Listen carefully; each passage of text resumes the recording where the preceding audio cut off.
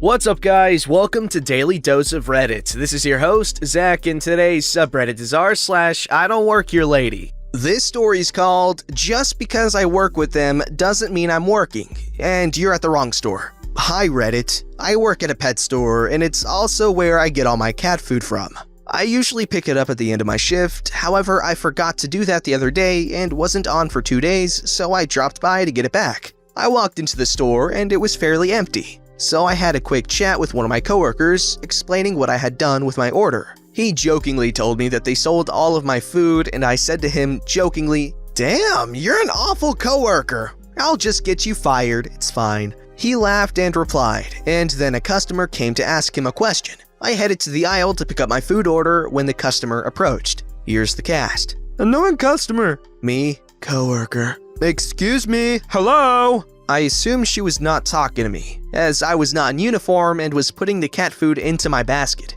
It wasn't until I felt a very tough tap on my shoulder that I realized she was talking to me. I've been trying to get your attention for 30 minutes now. Not true, as I've only been in the store for about 5, but whatever. Oh well, I can put on my customer service face and help her. I need you to get my order. Now, orders are actually pretty rare, and we mostly keep them in the back room to ensure that whatever they want isn't sold. But I'm not permitted to go in the back room anymore as I'm not currently working, so I just picked up my stuff from the aisle, planned to take it to the counter, and have them mark off my order, and have what was put aside for my order stocked in the store. This was the one thing I couldn't really help the lady with. However, maybe I could help get her what she wanted in my way. Alright, ma'am, what was your order? She then goes on to list some things, one of which being cat biscuits that I can see aren't stocked on the shelves directly across from me where they should be. Sorry, ma'am, I'm not currently working, so you'll need to speak to a staff member about that,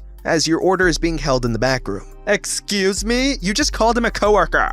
Yes, I do work here, but as your order would require me to go to the back room, and I'm not currently on, I don't have access to it. Well then, why did you call him a coworker? I work with him, but I'm not working right now. Do you know what coworker means? It means you are working with them. You should refer to them as your friend from work so customers know you're not working. I thought my blue jacket would give it away because it looks nothing like the orange uniform, but okay. What? He is your coworker when you're working, and not when you're off. What are you, thick? I'm going to find a competent worker who can help me.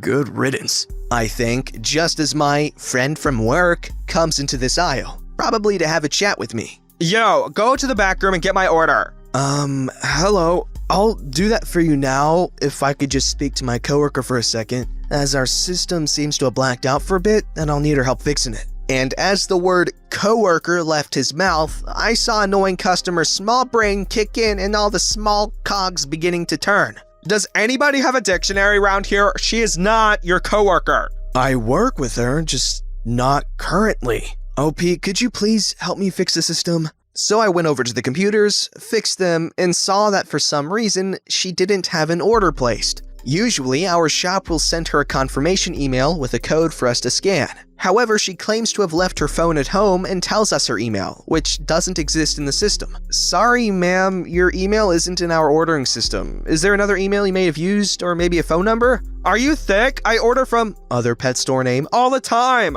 Yes, but this is name of my store, and we can't seem to find you in the system. This isn't other pet store name? No, ma'am. The nearest one is location, I believe. And with that, the woman just left. That's what we call irony, because she's calling them thick and stupid, but she's the thick and stupid one. Thick and stupid woman. This story's called, You Sure You Want Me to Do That, Officer? Wrong department, buddy. So, I worked for the IT help desk of our local city council, when one early morning at around 5:30 a.m., my mother stormed into my room, scaring the crap out of me and my cat. Half asleep, I asked why she was screaming at me. Clearly in a panic, she told me that the police were on the phone asking for me. Now, I won't go into detail, but suffice to say, my first thoughts were, what did I do now? And I didn't do anything, did I? Still half asleep, I walked downstairs and got on the phone and vaguely asked, Yes. I got a reply along the lines of, God damn it, it's always the same with you guys. Don't you know it's market day? Yeah, every Wednesday, isn't it? It is every Wednesday, has been since around 1302 AD. What? Are you gonna stop making a joke out of this? Me slowly starting to wake up completely.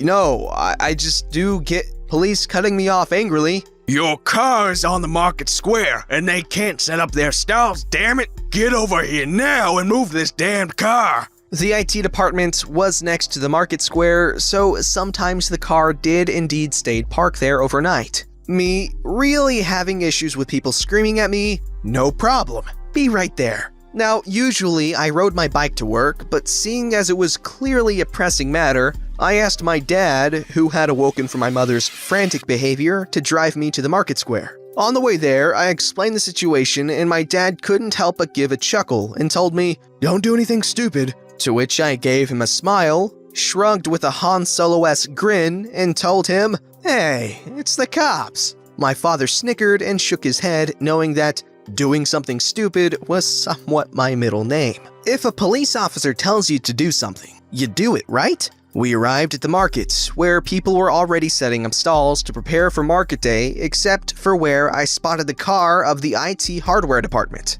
and about 15 meters behind it, a police car with its lights flashing.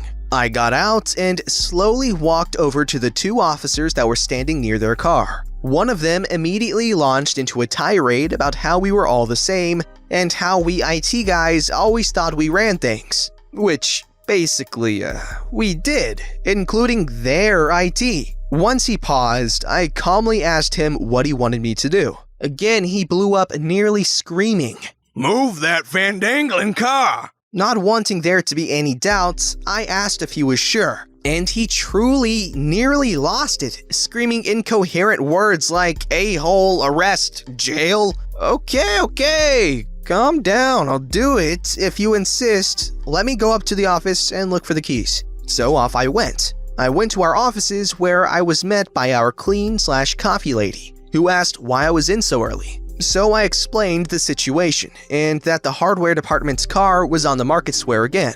Confused, she asked me, "But that's not your department, is it?" To which I sighed.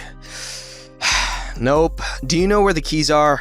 So together we looked for the keys, which we found rather quickly. I asked if she'd accompany me down because the police were making me nervous, which she kindly and graciously did. Upon getting back down, it was clear that the angry one hadn't calmed down and that I'd probably taken longer to go get the keys than he wanted. In quick strides, he walked up to us, and without a word, I tried to hand him the keys, which he didn't notice because he screamed in an angry and high-pitched voice, "Move that damned car!" At this point, our cleaning coffee lady looked at me and said, "But you..." I shrugged and gave her the most roguish smile I could muster at that time. She smiled, gently shaking her head. Once more, and just to make sure I got things straight, I calmly and politely asked, "So you're telling me I have to move that car?" Now, I'd seen cops get angry before, but never turn red with figurative steam coming out of their ears. He blew up and pulled out his nightstick and took one step forward as if to indicate I was getting close to either getting arrested or getting smacked over the head. I turned and quickly made it over to the car, nervously but loudly muttering things like, "under duress" and "not my job." I got in the car, fumbled with the keys somewhat, and in 3 or 4 tries started the car. I waited about a minute and then the car sputtered forward and stopped. I tried again the car sputtered, but then it took off like a freaking rocket. All I remember from the short drive is seeing our cleaning/coffee lady bursting out laughing as I passed her just before I plowed into the police car. As I was getting out, somewhat dazed, I saw the 2 police officers stand there, white as sheets and utterly perplexed. I stammered at them the immortal words, I don't know how to drive, man. I just pick up phones and help people." So yes, they'd called the only person in all the IT departments that didn't have a driver's license and just worked on the phones. And one that doesn't really like the police nor getting woken up hours before I have to get up. I suffered no consequences as there were CCTV cameras filming it all, with audio, which I of course knew, and our cleaning/coffee lady clearly heard the cop order me to move the car. Having known the mayor since I was 12 helped too, of course. So the moral of the story is, always do what the police tell you to do. Okay, now I might be stupid, which you guys are always quick to call me out on, but the police officer seemed to have used intimidation tactics, which is pretty darn illegal as far as I know. Again, I could be stupid, but let me know. I hope I ruined their vacation. 20 years ago, I worked IT for a show ticket company. We had a number of manned kiosks throughout the casinos in the city. A big portion of my job was setting up and replacing computers at these locations. We got a call from one of our bigger locations that the new ticket agent was starting but didn't have a workstation. After some back and forth with HR, someone dropped the ball and didn't tell IT. Surprise, surprise. I'm told to set up a new spot at the counter next to the other ones. I get down there and the spot was already being used by another company giving tours. Apparently, no one told the hotel, who was supposed to tell her to move. But luckily, the other spot on the other side of her was open, and I helped her move all of her stuff. I set up the new computer, CRT monitor, and a big ticket printer. It was the size of a medium PC tower, printing out airplane ticket-sized tickets. Basically, it was clear as day that I was setting up hardware. There was a line to the left of me for my company's agents, and a line to the right of me for the other company. The setup is not communicating back to HQ, and I'm on the phone with a coworker, unplugging and replugging in the equipment, rotating everything around, and checking for the right links, etc., etc. During this troubleshooting ballet, an older couple has walked up to talk to me about something vacation-related. I should have mentioned, it's Casual Friday, so I'm wearing a Billabong brand shirt with blue jeans. The agents to my left are in uniform. The agent to my right is in uniform. I'm in the middle looking like a high schooler trying to fix the computer before dad gets home. I finally see them standing there, and before I can tell them, "Sorry, I'm setting up a new system, you'll have to go to the line over there," Mr. Grumpy says, "Are you gonna help us or are you just gonna stand there?" I'm 20, angry at computer, and it's Friday.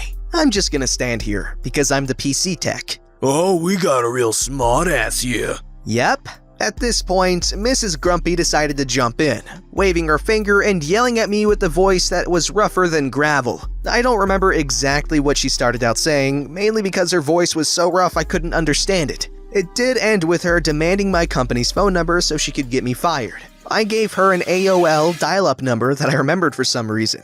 After they stormed off, probably to have another smoke with that voice, a customer in the agent's line next to me said, "I'm not a bright guy, but you obviously aren't selling show tickets or tours." I got back to HQ and told my coworker. He did scare me a bit, saying, "If they're angry, they'll go to the hotel. Who will lead them to us?" That didn't happen, but that did make me a bit wiser about being a smartass. Oh yes, I love, people that are like that because, they really don't have to kiss the customers' butts because, they don't work at the hotel. So what are they going to do? They're going to be like, "Hey, that man was so mean to me." "Oh, were you being a jerk?" "Yeah, okay, I don't care."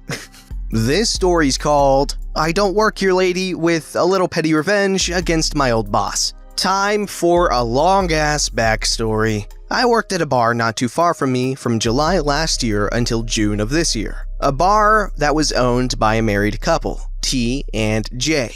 I had actually enjoyed working there as a cook and was regarded as one of the good ones, which was sad considering only 3 out of 8 cooks were considered good, and I was the only good cook who worked nights. T was the kind of boss who emanated the my way or the highway attitude and tended to have a meltdown whenever something didn't go her way, or God forbid, she had to fill in for an employee who couldn't work that day. And man, did she make it obvious that she hated working at the place she owned. Last April, I decided to look for a new job so that I could get a little more money since bar cooking isn't exactly the highest paying job ever. But I decided to give a 2 months notice for the sake of the kitchen manager finding someone who could replace me just because I didn't want to leave the kitchen knowing that crap employees were going to be left for nights to defend for themselves. Surprise, surprise, he didn't.